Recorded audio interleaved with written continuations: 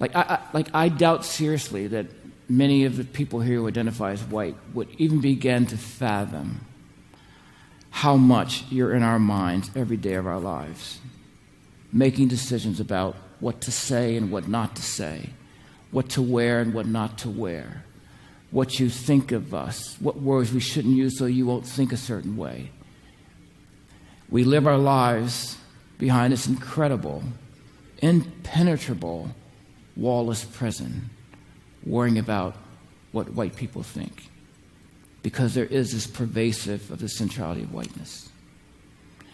It's hard to talk about, it's hard to critique, because it gets silenced in very sophisticated ways. Why are you so angry?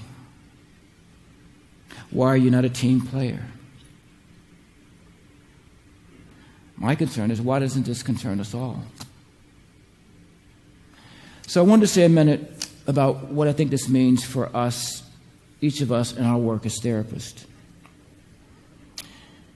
I'm hoping what it means is that we all recognize that we are indeed entangled in a massive web of mutuality.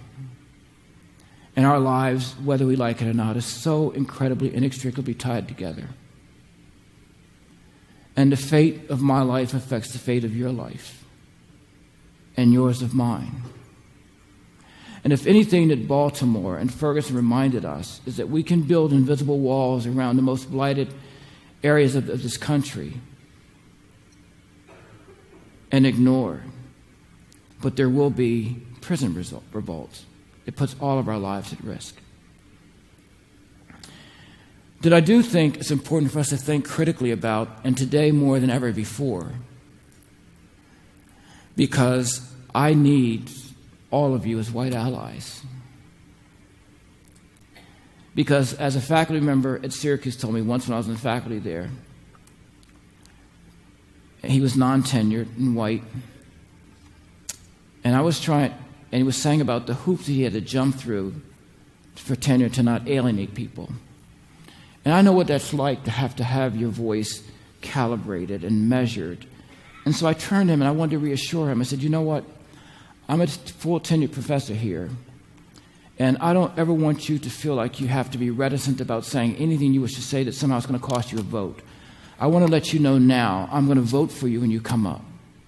Because I don't want to, I know what it's like to be silenced. I don't want to silence you. And he turned to me, he says, Ken, I wasn't worried about you anyway. It wasn't being disrespectful. He said, because I know that here at Syracuse, your voice as a tenured professor won't matter nearly as much as my other colleagues here. I wanted to say, you arrogant schmuck. But the fact of the matter is, he was being totally 100% honest. He was telling me what I already knew.